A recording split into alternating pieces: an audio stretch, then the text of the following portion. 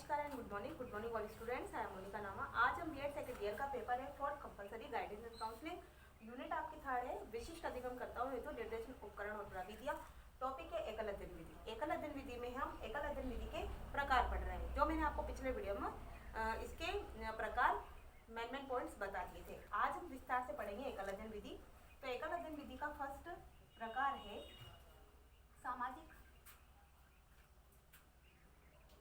सामाजिक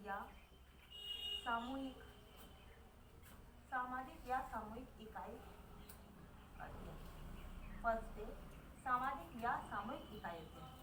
फर्स्ट है सामाजिक या सामूहिक इकाई अध्ययन। सामाजिक या सामूहिक इकाई अध्ययन यानी इसमें सामाजिक अध्ययन किसी समाज का या समुदाय का सावधानी पूर्वक किया गया विश्लेषणात्मक वर्णन होता है। सामाजिक अध्ययन किसी समाज या समुदाय का सावधानी पूर्वक किया गया विश्लेषणात्मक वर्णन होता है, जो किसी विशिष्ट भौगोलिक स्थिति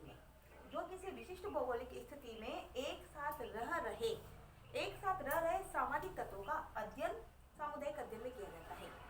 जो किसी विशिष्ट भौगोलिक स्थिति में एक साथ रह रहे सामाजिक तत्वों का अध्ययन सामुदायिक अध्ययनों में किया जाता है, जैसे स्थिति का अध्ययन, आकार का अध्ययन, आर्थिक क्रियाओं की गतिविधियों का अध्ययन है, जलवायु का अध्ययन है, प्राकृतिक स्रोतों का अध्ययन है, साथ में सदस्यों के रहन सहन का अध्ययन है, सामाजिक स्वरूप, जीवन के उद्देश्य और मूल्यों का अध्ययन है। इन सब का अध्ययन किया जाता है।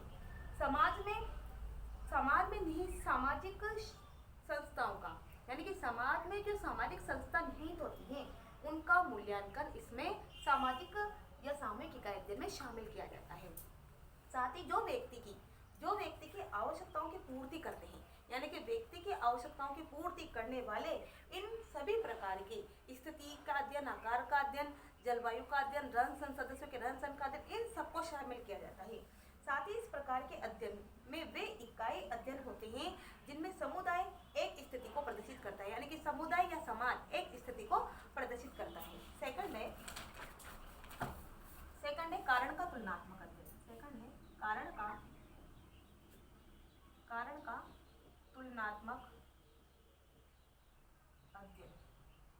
कारण का तुलनात्मक अध्ययन से तात्पर्य एकल अध्ययन विधि के दूसरे प्रकार का कारण का तुलनात्मक अध्ययन है, यानी कि दूसरे प्रकार का अध्ययन कारण के प्रभाव का संबंध,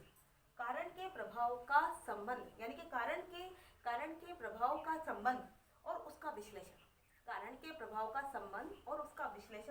विश्लेषण के द्वारा समस्याओं के हल खोजने का कार्य करता है। यानी कि कारण का तुलनात्मक अध्ययन इस प्रकार से किया जाता है कि अध्ययन के द्वारा, यानी कि कारण के तुलनात्मक अध्ययन के द्वारा कारण का प्रभाव जो संबंधों पर पड़ता है उसका विश्लेषण किया जाता है, और उसका विश्लेषण किसके द्वारा, समस्याओं का हल खोजने के कार्य के द्वारा किया जाता है। यानी कि कारण प्रभाव संबंध का विश्लेषण, कारण के प्रभाव यानी कारण पर जो प्रभाव पड़ता है, कारण के प्रभाव संबंध का विश्लेषण के द्वारा समस्याओं का हल खोजने का कार्य करता है, समस्याओं का हल खोजने के लिए कार्य करता है। वो कौन से कारण हैं, ये बताता है कि वे कौन से कारण हैं जो व्यक्तिगत घटनाओं को व्यवहार रूप में, वो कौन से कारण हैं जो व्यक्तिगत घटनाओं को व्यवहार रूप में संबंधित प्रतीत होते हैं, और वर्णनात्मक अनुसंधान की विधियों के द्वारा इन कारणों को आपस में महत्व प्रकट किए जा सकते हैं, महत्व प्रकट दिखाई दिए जा सकते हैं। यानी कि इस प्रकार से कारण का तुलनात्मक अध्ययन किया जाता है। कारण का तुलनात्मक अध्ययन में समस्याओं को खोजा जाता है, समस्याओं को हल खोजने का कार्य किया जाता है। यानी कि कारण का प्रभाव और उसका संबंध और उसका विश्लेषण, कारण का प्रभाव क्या है, उसका संबंध किससे है, उसका विश्लेषण के द्वारा समस्याओं के हल खोजने का कार्य तुलनात्मक अध्ययन में, कारण के तुलनात्मक अध्ययन में किया जाता है। नेक्स्ट है क्रियात्मक विश्लेषण। थर्ड है क्रियात्मक विश्लेषण। क्रियात्मक विश्लेषण से तात्पर्य यह है कि क्रिया विश्लेषण या क्रियाओं का विश्लेषण। क्रिया किसे कहते हैं, कार्य करने को।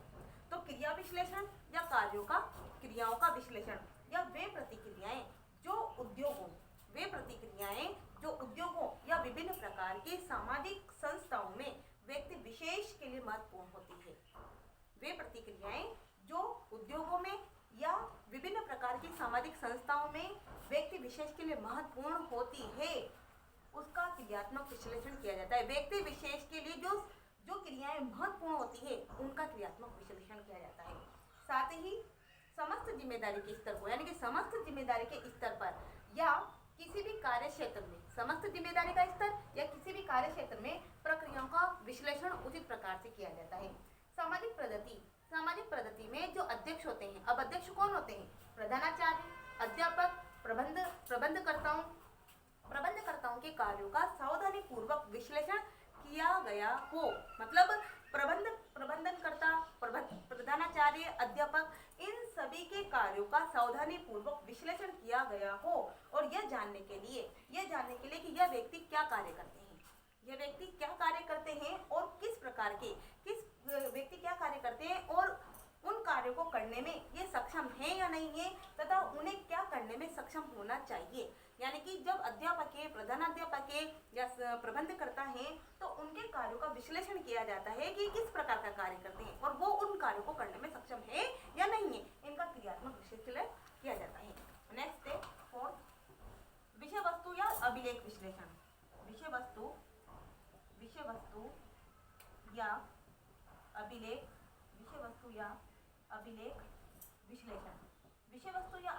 विश्लेषण। विषय वस्तु या अभिलेख विश्लेषण से तात्पर्य यह है कि पाठ्य वस्तु विश्लेषण को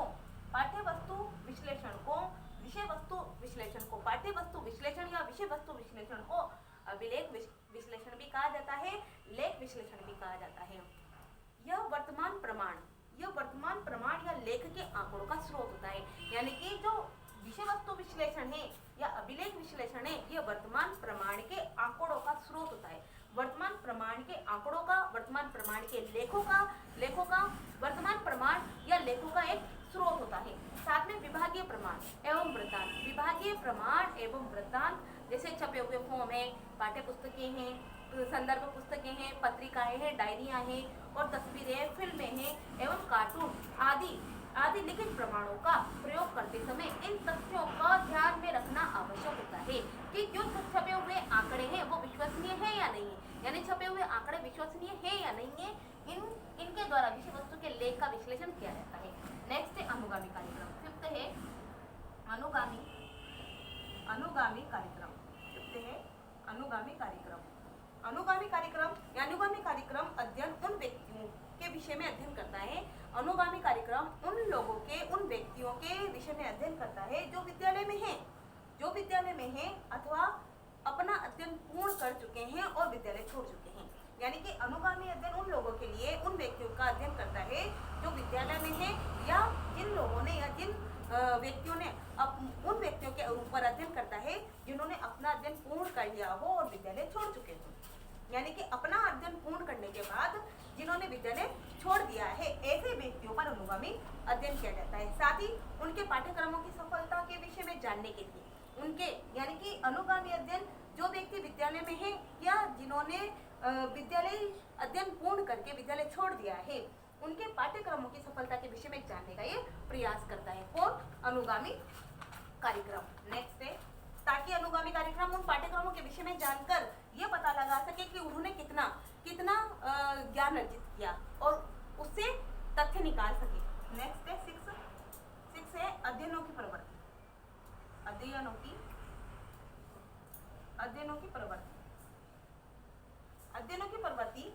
की प्रवृत्ति से तात्पर्य यह है कि यह प्रमाणिक आंकड़ों का, यानी कि जो अध्ययन की प्रवृत्ति है वो प्रमाणिक आंकड़ों की काल क्रम के अनुसार निर्धारण पर आधारित होती है।